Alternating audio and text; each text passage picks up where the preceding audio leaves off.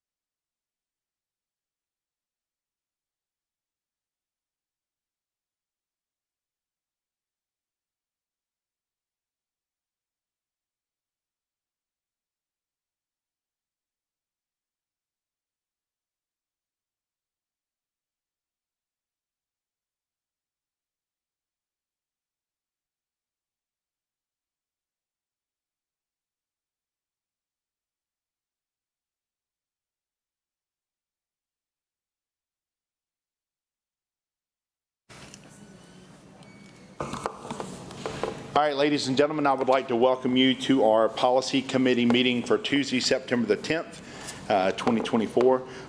We have Superintendent Williams and Board Member Stivender with us, and we also have our attorney, Ms. Allison Drain, joining us via Zoom. Ms. Allison, if you would just like to say hi.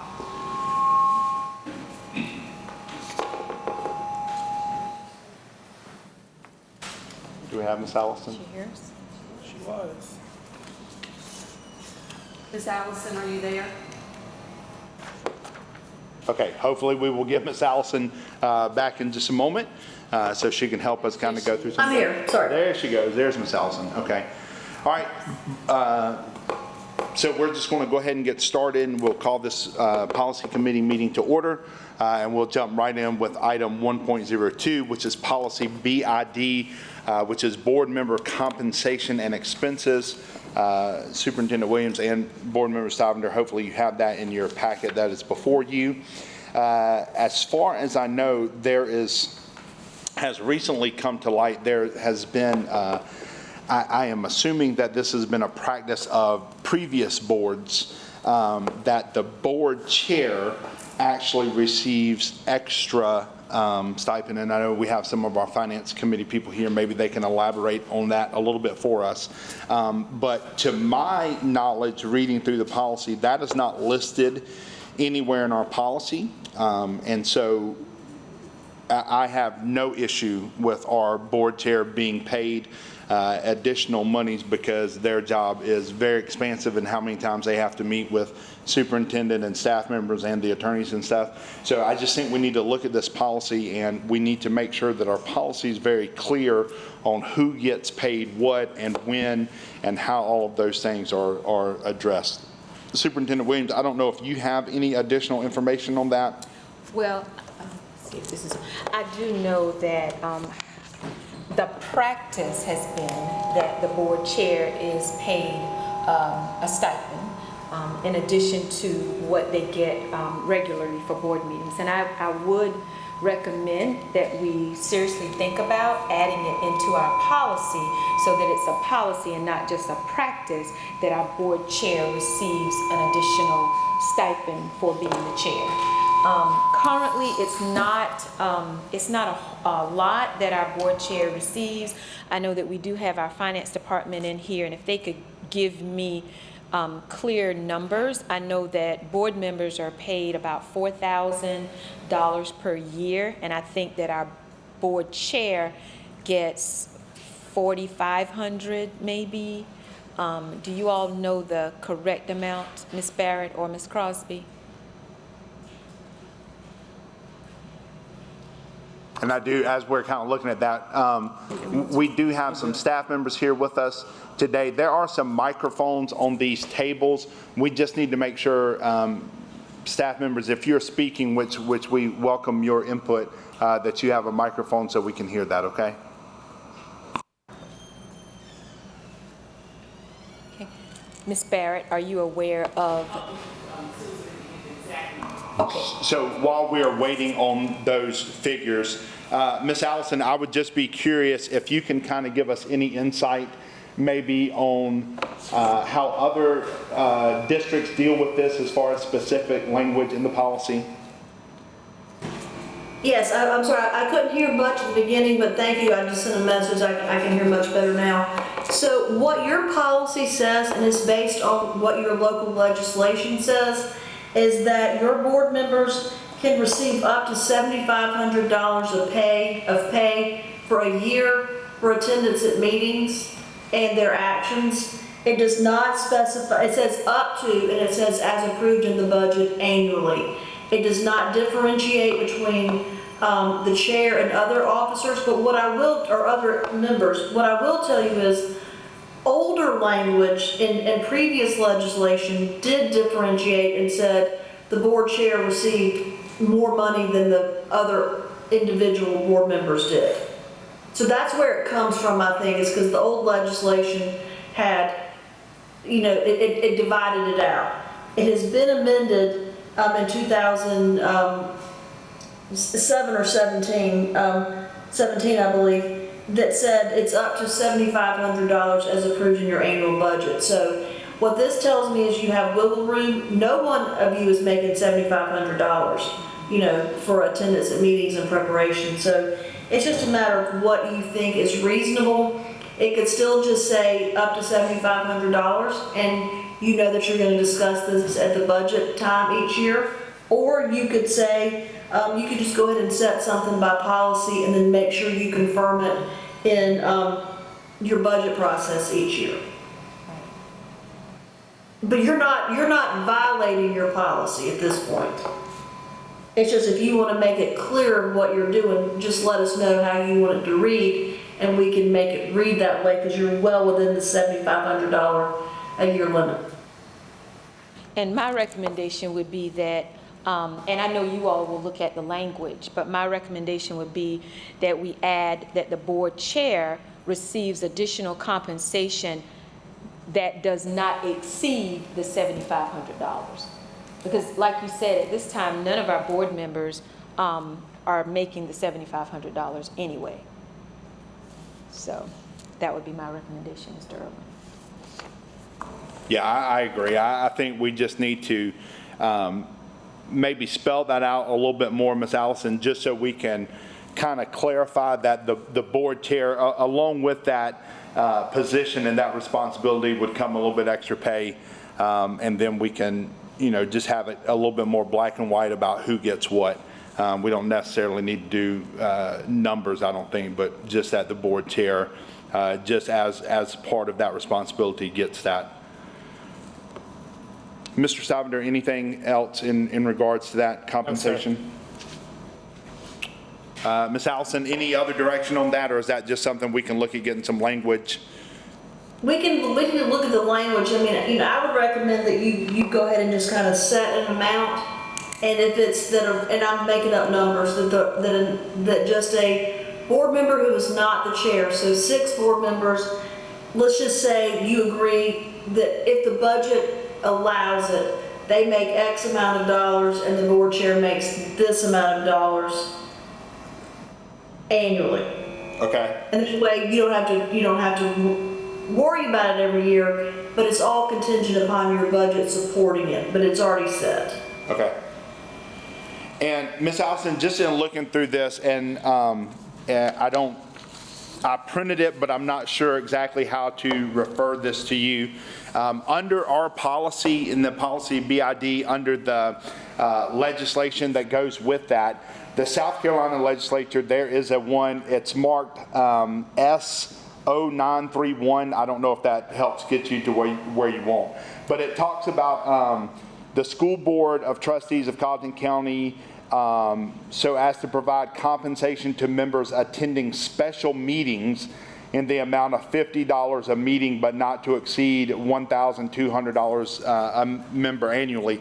To my knowledge, no board member has ever collected on that $50 for a special meeting. All right, because what's happened is, because you're looking at 1984 Act 587, that was amended by 2007 Act 135. It amended the same legislation. Okay, and so that would no longer The most apply. current one does not talk about the special meetings. It talks about $7,500 total to include meetings and special meetings. Okay, so let me ask this question on doing that. We do not make $7,500, which is allotted, right? So is there a reason why that number is allotted at a higher rate than what we're actually, shouldn't it more accurately reflect what we're actually being paid instead of this inflated number with what ifs and what could be's? Well, I think there are 2 ways to read this legislation. Yes, it needs to be clarified, but there are 2 ways to read this, okay? And I'm sorry, I'm at the age I have to take my glasses off to read my phone, which is where the legislation is. The legislation, which is the most current for Colleton, says, the board shall hold regular monthly meetings which must be open to the public and special meetings at other times as may be necessary. The members of the board shall receive an annual salary and per meeting expense allowance in an amount as determined by the board, the total of which may not exceed $7,500. So it could be that you want to set an amount that is $1,000, well, no, it could be $1,000, but $300 a month, and then if you have more than one meeting a month, you get money if you attend the meeting. It could be you just want to say that the chair gets $7,500 and the other board members get $5,000. I'm just using those numbers. Sure. Yeah, and I think that's You my just question. you got to keep yourself within the boundaries of what the local legislation is, which is $7,500. Sure, and I think that's my question, and Board Member Savender, I would love to hear your input on this as well. I really think where it says we receive an annual salary and a per meeting expense allowance, I think we should maybe look at just leaving that at the annual salary and kind of doing away with that whole per meeting allowance thing. That's just kind of just to kind of clarify that a little bit. Yeah, I agree with that too. I think we need just two numbers, what the board members make and what the board chair makes, the end. That way it's no confusion about, or hearsay or rumor Right. about how much we're making. It's a set number, no questions asked, no matter how many meetings you attend. Right. Right, I agree. And just to give you the information, Ms. Crosby and Ms. Barrett supplied, currently our board member salaries are $4,950 per year, and our board chair receives an additional $675 supplement for a total of $5,625. So neither our board members or our board chair is making that $7,500. Correct, and I just think we need to maybe look at changing that language about the per meeting, just to get that out of there, just so we don't have, because that, to the average person in the public, there seems to be this extra money out there that board members can cash in on, and I just think if we could just eliminate that and just, like Mr. Salvender said, just clearly say what the salary is and what the board member salary is, and then we can move forward with that. And can I ask, I heard that the chair is $5,625. What was Yes. the regular, the other board members? $4,950. Okay. All right, Superintendent Williams, Board Member Stivender, anyone in our public, any other comments or questions on the board member compensation? I have no other comments. All right, then we will move right on to item 1.03, policy BE, which is the board meetings. And this one, I think the major concern with this policy, really right there under the heading of regular board meetings, in those following few paragraphs where it talks about the committee of the whole. The third paragraph down under regular board meeting says the board will meet as committee of the whole on the second Tuesday of every calendar month at the time and place set forth in the required public notice. And then that next line, no official action may be taken at the committee of the whole meeting. I think this board especially has seen there's lots of business to be done in our district, and with hirings and things like that kind of come up, to not have to wait all the time for that regularly scheduled at the end of the month or towards the end of the month. If we could just kind of revise that language there for the committee of the whole that says no official action may be taken. And I do understand we do want there to be a distinct difference between a committee of the whole and a regular board meeting. We do not want the committee of the whole to become like a second regular board meeting of the month where we're always taking action. But Ms. Allison, maybe if there's a way that we can just kind of amend that language a little bit so that if there is a need for us to handle a matter at the committee of the whole, that we can do that. Okay, so under Robert's Rules of Order and just kind of the basic understanding of a committee of the whole, it is truly a committee of the whole. It's a committee, and it's the whole group, but it's supposed to be informal and so you can engage in discussions and the relay of information, and it's not it's deliberative, it's not legislative, is how it's defined. However, you all can define your rules as you want them to be. So I agree you do not want your committee of the whole to become just another board meeting that you have every month, such that you have two full board meetings every month. One way you could change it is something along the lines of when it says no official action may be taken. Maybe it could say something, no official action may be taken, except as approved by a majority of the board present in time-sensitive personnel or other unique situations. And we can tweak that language before you consider it next week, but something along those lines, such that you're not going to be, undertaking actual business at most of your committee of the wholes. But if you need to hire a principal a week before your next meeting, that's a time-sensitive personnel matter. If you need to have a student expulsion matter heard, that's a time-sensitive other matter that's a unique situation. That would be something you could consider, because under Robert's Rules of Order, Committee of the Whole does not take action. Your rule says you follow Robert's rules unless you adopt other rules. So the ball's in your court. You can make tweaks to make it work best for you. Okay, I really personally like that language that you just read. Unfortunately, I was not fast enough to write all that down. So if you could just help us with that in our revision before our first reading, that would be great. Board Member Stivender, Superintendent Williams, any comments or thoughts on that amended language that Ms. Allison just presented? So, no, I don't have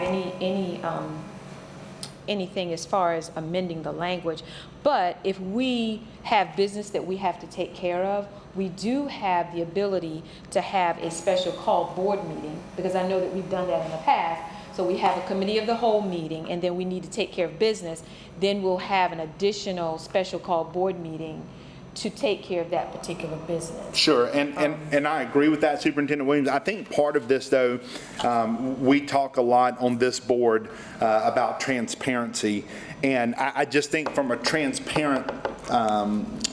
transparency concern, a lot of times when we have all of these special called meetings, sometimes it lends the public to kind of think, because a lot of our special called meetings occur in executive session, right, which is not in view of the public. So I just think, I agree, and special called board meetings are necessary, and we always need to have that right. But the more things that we can take care of, not in a special called meeting, and in one of our two planned meetings, I think would just be better from a public perception kind of view. Yes, ma'am.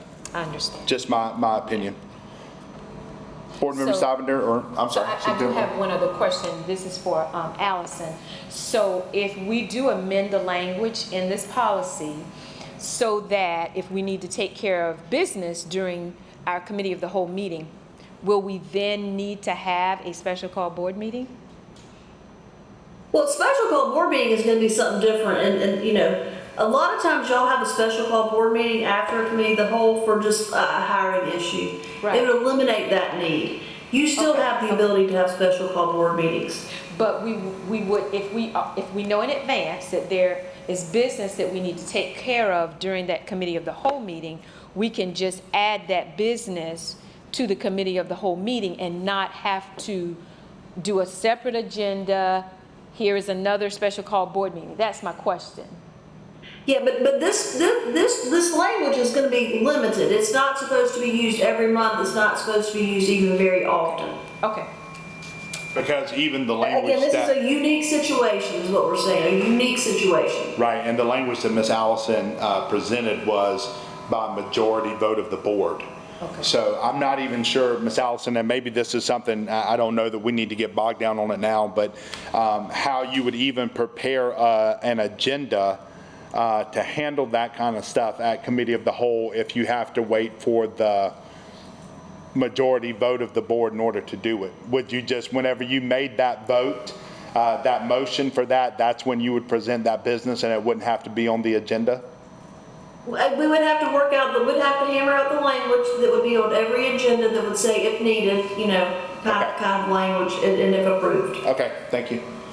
And hopefully most of the meetings you wouldn't need to have that on the agenda. Gotcha. Superintendent Williams, Board Member Stivender, anything else?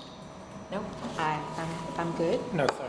If it's okay, I would like to, just because I see Nurse Dingle here with us, and I know she has something to present. If it would be okay with the rest of the committee, if we could just move item 1.06 up, and let's go ahead and deal with policy JLCDB, the use of epinephrine auto-injectors. That way, we don't have to keep Nurse Dingle here any longer than we need to. Is that okay with everyone? That is, All right, so board members, again, policy JLCDB, I think you have in your packet. I also have the copy from Nurse Dingle that has recommendations in red. I think the copy in our folder, if y'all just want to look at that, I think the copy in our folder is not highlighted in red. I think it's kind of got strike-throughs and all, so it may be easier to see that in red. But Nurse Dingle, I'll be more than happy to turn it over to you, or Superintendent Williams if you want to go first, however y'all oh, want to. that's fine, Nurse Dingle. Nurse Dingle? Afternoon, everybody. I just wanted to bring to your attention that there has been an amendment to the SAVE Act, which is the Safe Access to Vital Epinephrine Act. It was amended in 2023. However, it was just passed down recently within the last year or so that they add 2 additional medications to that Epinephrine Act, which is albuterol and Narcan. So we're looking at Narcan right now. The schools have been supplied some Narcan by the state to put in our schools. However, we could not implement placing them in our emergency boxes until we get the policy approved to do so. So that's why I had to bring the policy before you guys to update it to include that language for opioid overdose, and that Narcan would be that medication that we would use in the event that we were to come across a student or a staff member that may need that. And Nurse Dingle, just in overlooking this policy, has the DHEC nomenclature, has that been changed now to just Department of Public Health? That has been changed. They have separated into 2 entities, still under the same umbrella. Department of Public Health is the former DHEC, and then Department of Health and Environmental Control kept the other name. Okay. All right, so Superintendent Williams, Board Member Stivender, you see those changes there that Nurse Dingle is recommending. Ms. Allison, I think I sent you the draft that she had with her recommendations in red. Do we have any concerns or issues in the way that's presented?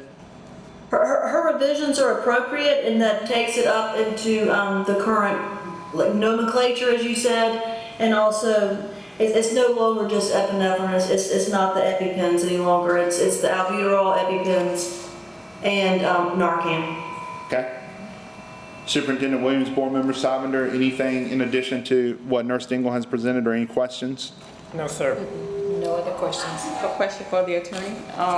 Do we need to specifically add albuterol into that lingo, or is it okay because it does say life-saving medications? What was the question? I couldn't hear. She said, do we need to specify albuterol specifically, or does that fall under the life-saving medications? I think it's actually in there at one point, but if not, it's okay, because how the law is actually written is there's a list that will come out, and the way the law is written said from DHEC every year, but now we know it's the Department of Public Health, but there'll be a list every year, so it can be different from year to year, so we're just relying on the list, which is what your policy says. Sounds good, thank you. And Nurse Dingle, just as kind of an aside to this, has this presented itself as a problem in any of our public schools up to this point? Not in our school per se. Thankfully, no. Okay. Thankfully, no. I mean, we've had some incidents we've had to send students out, but not necessarily for that. Okay. But hopefully we won't need it, but I'm glad that we do have it available in the event that we do need it. And I did not read this in the policy, maybe it's in there, and I just overlooked it. Is it specified as to who can administer these life-saving treatments? Yes. Okay. So it has to be a licensed nurse or anyone that has been trained to do so. Okay. And all of our nursing staff has been trained, as well as our first responders in our schools. So we have dedicated first responders separate from the nurses in each of our locations? Yes. Thank you. Any other questions about the policy JLCDB? And while we have Nurse Dingle here, anything else? Thank you, Nurse Dingle. We appreciate that and everything that you. All right, committee, let's go now. Item 1.04 is policy GBEA. This is the staff code of ethics. And this is something that we're just looking at, maybe making sure that our language is where it needs to be and is updated. I think the last time this policy has even been looked at was in 2016. So this is something that we need to look at and just see. I know I have looked at some other policies this same policy from some other school districts, and there's some different language that I think maybe we can just kind of pull in, and maybe Ms. Allison can help us just to kind of strengthen parts of this staff code of ethics policy. I don't know, Superintendent Williams, if you have information or if we want to go straight to Ms. Allison or what we... Well, I think, we just need to be very clear in how this policy is being interpreted, and I think that's where we need our legal counsel to guide us there. Because if we look down in the policy, in the, the second section that talks about nepotism, and it talks about that the district will not place an employee in a position where he or she will exercise administrative or supervisory authority over a member of his or her immediate family, or discipline. And I think we just need some clear language as to what that actually means. Because we're talking about supervising and discipline. And basically that's the gist of what our policy says. And I know just in looking, trying to pull other policies from other school districts, for example, DD2's policy, that one section alone is probably double what we have just in clarifying some definitions and some relationships and stuff like that. So, Ms. Allison, I think I would kind of defer to you on this and see if our attorneys can help us just to kind of clarify especially this section and some of the language in it, just to make sure we're very, maybe not open as much to his interpretation and maybe more clearly stated what the expectations of the district are. Yeah, we can start. First of all, I think your policy is absolutely fine as written and is pretty clear without going overboard, but it's certainly something that can be clarified, and that's something we can help you with. I'm not sure we can give you a recommendation by next week, but for your next board meeting, I think we could certainly give you something to look at. And also, Ms. Allison, as we are thinking about this policy and clearing up the language, I do have policy statements from Hampton County and from Berkeley's policy that we can look at as well, as we're looking at ours, to make sure that our language is clear as well. Sure. I just don't want you to make any hasty decisions. I mean, because your policy it fully complies with the law as written. And I think the interpretation is pretty clear, but I know you're a small school, so this is a good time to look at it in a methodical way and make the tweaks that are needed to clarify things. Thank you, Ms. Allison. Superintendent Williams, Board Member Stivender, anything else related to policy GBEA staff code of ethics? I don't have anything else. All right, great. Now we come to the fun one, ladies and gentlemen, the one everybody's been waiting for. If I can get back to my policy agenda here. This is policy JICJ, the possession and use of electronic communication devices in schools. Of course, this policy has made a lot of news over the last couple of months, as schools all across our district have already implemented stronger policies in knowing that there were some legislation passed down from our governor and our state government in relation to their expectations of cell phones and those things. So this is definitely the time for us to look at this policy again and to make whatever changes it is that we need to make. If I am reading correctly, and Ms. Allison, I think this is the I think what I have printed in front of me is the model policy from the South Carolina School Board Association. And in here, it says about midways down on the first page, it is underlined that says this model policy must be adopted by districts and is applicable to grades kindergarten through 12 for the 2024-2025 school year.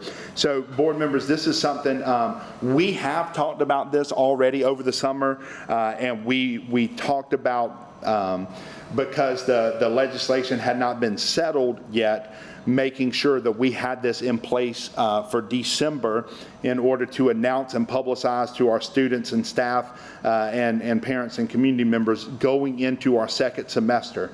So this is the time that we need to address this policy, and this is also the time to put whatever teeth in this policy that we want. Right. And if I may speak first, thank you, Mr. Irwin. I reviewed our current policy, JICJ, and just kind of compared it to the model policy. And as you know, our policy has been in effect since 2021. And our policy is really a lot more, there's a lot more meat in our policy than there is in the model policy. As a matter of fact, when I attended the superintendent symposium about 2 weeks ago, that was when Superintendent Weaver, rolled out the fact that, there would be an electronic device policy, and there were lots of questions by superintendents in the room. And one of the things that came about in that meeting was that in their model policy, there was no definition as to what instructional day means. But I see now that that has been added. I see that there is a section here that talks about definitions. And they also have school day is defined as a period of time that a student is present on the school campus from their arrival until afternoon dismissal at the end of the instructional day. Our policy states that students cannot use their cell phones during the instructional day. So they can use it before school starts and they can use it after school is over. But they cannot use their cell phones during the instructional day. So I just wanted to make sure, Ms. Allison, that our policy has the meat that it needs to meet the requirements of the model policy. I don't know if you've had a chance to really analyze ours as compared to the model policy, but that's my question. Your policy is substantially similar to what was just adopted by the State Board of Education last week. So Daryl, that's why there was some discrepancy about what it should look like, but you must adopt a policy, and so about some of the definitions. It got approved last week by the State Board of Education, so we now have that policy. Again, yours is substantially similar. There's a couple of definitions that are a little bit different. Again, the instructional day and the school day, but y'all basically define it pretty close to the same. So we'll need to tweak this just a little bit, but y'all are in pretty good shape and it's not going to be a vast difference as long as you've been enforcing your policy. You need to keep in mind though, it's not just cell phones, okay? Right. It's iPads. It's importantly, it's the Apple Watches. Right. It's anything that can be connected so that you can talk on the phone or receive emails or data information. So it's going to be hard because it's not just cell phones. But you all, if you're enforcing your policy the way you have it written currently, you're not very far off from what the new model policy from the state says. Yes. Our policy is pretty good because it does say that in the second paragraph. It talks about mobile cellular telephones, smartphones, smartwatches, tablets, pagers, and computers that are not issued by the school district.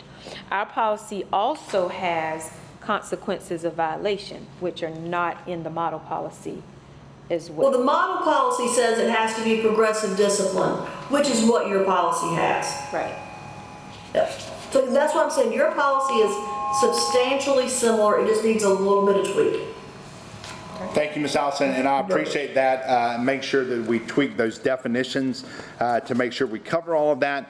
But then I would also go to Board Member Stivender and just ask, from the board's point of view, that section 2 of that model policy language talks specifically about policy implementation and enforcement, and whether or not this board wants to tighten those enforcement part of the policy, or if we feel like our current policy is where it needs to be.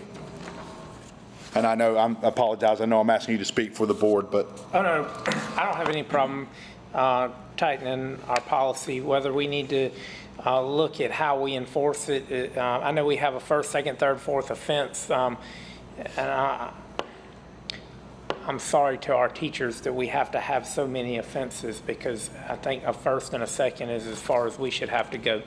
However, maybe we should look at how we handle it. Maybe the teachers shouldn't be the ones enforcing. Maybe our administration should have to come in and handle taking the phones. I know that we've talked about other districts in our area that bring in their school administrators immediately if there's a phone seen in the classroom, and let them handle it. A lot of our teachers don't want to deal with the hassle of fighting or arguing with a student over a cell phone, because some of these students become very emotionally attached to this item, which has been devastational to their development, learning, mental, everything. I even see in the state policy, which I don't agree with at all, but now they've decided that it can be part of a child's IEP to be able to get on their phone. That's silly. But whatever, the state decided to do that. I think that we lean entirely too much on electronics, and we need to get back to educating children and not worrying about cell phones. So if we could enforce it more strictly, I'm all for it. Yeah, and I think now is the perfect time for us as a board to look at that part of the policy. The definitions are spelled out pretty clearly, and Ms. Allison and our attorneys will help us to update our policy with those definitions. But from the board's point of view, if we need to make any changes in implementation or in enforcement of this, or how that part is going to work, I think now is the time for us to do that. And again, I want to make sure from the policy committee point of view that we get this done in time so we can have first and second reading, preferably by November at the latest, so then Superintendent Williams and the district office can have plenty of time to publish and advertise and market whatever changes there may be heading into our second semester, which unfortunately or fortunately, however you look at it, is very closely, very rapidly approaching us. So from the board's point of view, I think we really need to look at this from the enforcement, the implementation part of it, and see what changes we need to make there, if any. And just so I can say, the State Department in a memo has said that boards need to have this ready for implementation once the school starts back after the holidays. So whether that's a new semester or when you come back after the winter or Christmas holidays. So we need this in place by early January. Correct. Thank you, Ms. Allison. That's what I meant, and I guess I know what you're saying, because sometimes we come back from winter break and we're still in the first semester. So thank you for that clarification. Yes, ma'am, Ms. McDonald, if you would just make sure you're on the mic. Yes, ma'am. I have a question. What changes would the board like to see? Like, what would y'all like to see in the terms of enforcement? Are you going to pose it to the public, or is this a discussion you're going to have amongst yourself? Like, you want it to be more, Mr. Steiger, you said you hate that there's a first, second, third, and fourth offense, but it has to be progressive. So what suggestions are y'all entertaining? I mean, what changes would y'all like to see in the? Well, so I will say this, and I'll let Mr. Steiger speak for himself. I completely agree. with Mr. Stavanger that there should not be fourth and fifth chances for things. And when we're talking about progressive discipline, one offense and two offenses is progressive discipline, right? It doesn't have to go all the way to step 5. And I think sometimes honestly, our entire progressive discipline plan, I think, needs to be looked at and monitored and adjusted accordingly. I don't think we know that throughout our state and country there is a teacher retention problem. We know here in our own district we have had a teacher retention problem, and a lot of times some of the feedback we get from teachers who choose to leave our district is because of discipline in the classroom and those kind of things. So whenever it comes to some of these things like this cell phone policy in particular, and also fighting and violence, which I applaud Superintendent Williams for. I think she has done a remarkable job instituting a zero tolerance policy against fighting and violence in our schools. But we can take that same approach with the cell phones, because I know from working in schools every single day, a lot of the fights and the violence that happen in our schools happen because of cell phones, right? Kids are on there cyberbullying each other. They're setting up meetings of when they're going to fight and when they're going to meet each other and stuff during the school. So I think that we really need to be very firm and very concrete in how we implement the cell phone policy. And again, as Mr. Stavanger said, I think we need to take it off of our teachers. And I don't know that necessarily has to be specified in policy, but I know in other districts, whenever the teacher notices a cell phone, the teacher does not address it at all with the students. The teacher simply hits a call button and administration comes, and administration is the one that deals with that student. So the teacher doesn't have to fight with the student about whether or not they want to give it up or stuff. So I'm just saying this is, and Ms. McDonald, maybe there are no changes that the board needs to make, but I just think that now is the right time that if we feel like we need to make any changes in this, that now is the time that we do it. And I would also say this, I would love, Ms. McDonald, and I don't know, maybe Superintendent Williams, this would come from the Department of Safety, or maybe it would come from our individual principals. I would love to see some data that we could show the board as far as how we're implementing, as far as how many kids are refusing to give them up. Those kind of things I think would be very helpful. And maybe we get that data back and the board says, well, it looks like the policy, the way we have it now, is doing exactly what we want it to do and we don't need to make any changes. However, if that data shows, hey, we're still having an issue with this, then now's the right time to maybe lessen the progressive discipline plan as far as number of warnings and really strengthen that policy a little bit. Mr. Stavanger, if you have anything you want to add to that. Not really a whole lot more. I agree with what you said. But the reality of it is that by the time we get to first offense, second offense, we've already really warned them 2 or 3 times. Probably teachers have asked them to put their phones away.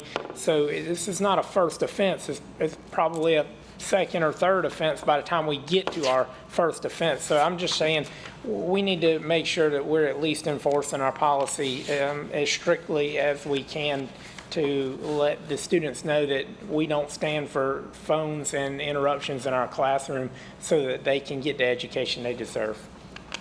And there is listed in this model policy from the School Board Association, it specifically says school districts may but are not required to publish additional guidance or administrative rules as may be necessary to implement this policy with fidelity.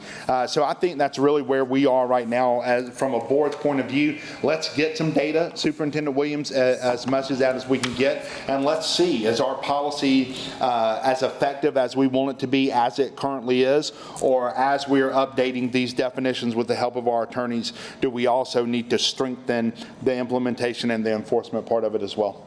Yes, we can definitely do that. That's a wonderful idea.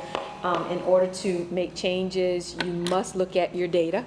So that is one thing that I'm going to ask our operational management assistant superintendent, if you would start compiling that data as far as how many infractions we have with students with cell phones, and how many offenses, what the consequences were, those kinds of things. So as we're looking at strengthening this, we'll have the data to go along with it.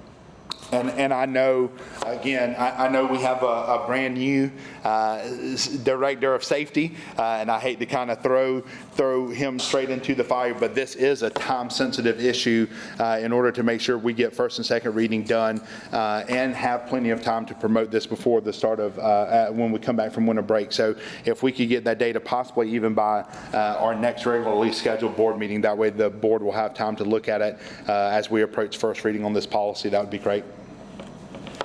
Superintendent Williams Madam or? Superintendent, Yes. Yes, you may. good afternoon, everyone. Board members, Madam Superintendent, the Division of Operations have been brainstorming this process, and we've considered some best practices that are being implemented by other school districts. And one of the recommendations that we're going to be bringing to the superintendent and hope to bring it to you guys is going to be, as we strengthen this policy, to implement this, this device called a Yotta pouch.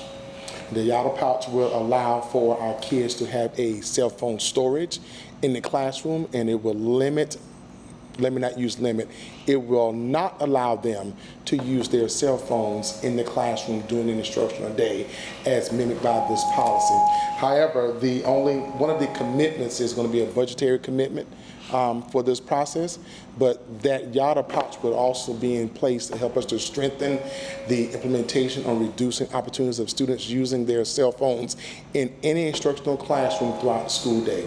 In essence, what the Yotta pouch simply is, if I can give you an example, if you can recall going to the clothing store and all those clothing items have that magnetic item on there that prevents you from stealing the item from a store. Well, the Yotta pouch is very similar to that. They put it in, they wave it over that key lock, and they get their cell phone pops back in their hands, but they cannot open it until it's waved back over that device upon leaving class for that class period. And for high school, as an example, that would be something we're placing in every classroom, and it's something to be used throughout the school day in every area of the school. So that would be an opportunity, Madam Superintendent, that we can definitely, that we are exploring, but there's going to be a fiscal commitment to making that happen, particularly for grades 6 through 12. It can be something we use in kindergarten through 12th grade, but I'm willing to bet you that our data, when we compile it, is going to lend itself more to heavy use in grades 6 through 12 than K through 5. And I appreciate that information, Dr. Wright, and I know those pouches are very popular through school districts throughout our country. One thing I would like for you to look at as you're looking at that, if we use it from class to class, that means the students have to get their phone out in between classes, which A, is going to take time, and B, is going to give them an opportunity to use their phones while they're going to lock it up in another class. And I think the way some school districts are doing it, as soon as you come through the metal detectors in the morning, it goes in that pouch and it's sealed until the end of the day. So let's look at those, different kind of implementations of that pouch, and maybe that is the way that we need to go in order to do that. Yes, sir, and that's exactly the way that we're brainstorming about using it. If not, that is first period. It gets locked in, and they will not be able to unlock it until the end of the day. Sure, that'd be great. So when they come to a first period class, it gets locked, it gets stored, and they will not open it until the end of the fourth period class when we're ready for dismissal. I could not agree with that more. Yeah, and I know, Dr. Wright and I and our leadership team, Dr. Jenkins, we have discussed these pouches, but there are also other devices, storage devices that we can look into as well that may not be as expensive as the Yotta pouch that we have utilized here in our district before. So we will look to see what's most cost efficient for us in order to, hopefully put something like this in place. Sure, and I think that data that can be compiled for us, I think that'll kind of give us at least a direction on how far we need to go. I know there are some teachers in classrooms that have an old plastic shoe rack that slips on the back of the door that when kids come in, they put it in there. So maybe we don't need to invest money. It's just going to depend on how our implementation of this policy is going and how effective we are with that to see exactly what kind of constraints we need to put in place. And I know... Superintendent, one other thing, we also applied for a grant to help us hopefully fund this if we're awarded. And I just use for the sake of conversation, that Yada Prouse, but the superintendent is right. There could be other mechanisms that we can use for this purpose, but because of this policy, we went on ahead and applied for a potential grant to help us with the fiscal aspect of whatever mechanism we decide to go with. Right, and it was a safety and security grant through the State Department of Education. Awesome. Good. Awesome. Superintendent Williams or Board Member Stivender, are there any other comments on that policy? Can't wait to see what's said on. Well, I know this is And probably dangerous, but I noticed some of our culinary arts students came in. I'm assuming they are here for our committee of the whole meeting, so Yes, we're very happy to hear you. I wonder though, since we have two of our, I'm assuming high school students, correct? Just kind of what your perception is as far as cell phone use now in our schools. Has it gotten better? Has it gotten, and I'm not asking you personally to tell me, you know, but just from what you've seen, can you tell a difference in usage of cell phones from this year and in years past? I can't. A lot of my teachers don't allow cell phones in their class. I know Chef Williams, he makes us put them in a box at the beginning of class, and we can't touch it till the end. My algebra teacher has us put them in like a shoe cubby as we walk in the morning, and there has been a lot less phone usages this school year. So not your personal feelings about the cell phone policy, but just based on what you just said, do you think the cell phone policy has been effective as far as maybe cutting down on some of the drama and on some of the distractions in class? I think so, definitely. There has been a lot less cell phone usage in this school year overall. Okay. And just for curiosity, what grade are you in? I'm in 11th grade. Okay. And young man, would you like to comment, or you just ditto everything she says? Do you agree with everything? Okay. All right, very good. Well, I appreciate y'all's input. It's good to hear from the students' point of view. So I am very glad that you were willing to share that. And I'm also very excited that you were willing to say that it has cut down on some of the distractions, and it is a good thing. And we will, when we put this live, we will not show your face, so you don't have to worry about, we won't blur it or anything. All right, Superintendent Williams, Board Member Stivender, that is all that we have on our agenda today, unless there is anything else that you need to make a comment on. Now, I just wanted to say thank you for doing that, for getting our students' perspective. I think that was a very good idea. And I just wanted to let you know that as the State Department drafted this model policy, they too did a lot of surveys. They surveyed teachers, they surveyed administrators across the state of South Carolina. I'm not sure if they surveyed students. I'm not sure about that, but attending our superintendent symposium, they actually showed us that data, and it was overwhelming that teachers felt that the state needed to put something in place to curb cell phone use. And I just want to state one more time, because of the actions of our governor and our state legislature, if we are going to make changes to our policy, now is the time to do it. We have the full backing of our state legislature to make this as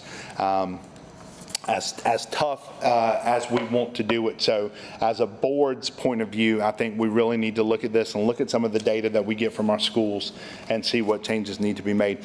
Ms. Allison, do you have anything further to add on any of these policies or anything in general? Nope, we'll get you your revisions for next Tuesday. Ms. Allison, we greatly appreciate you and our other attorneys. Thank you for all of your help. Staff members, thank you for your input. Students, thank you as well for being a part and offering your input. Board Member Stivender, Superintendent Williams, I greatly appreciate it. This meeting is adjourned. Thank you. Bye-bye.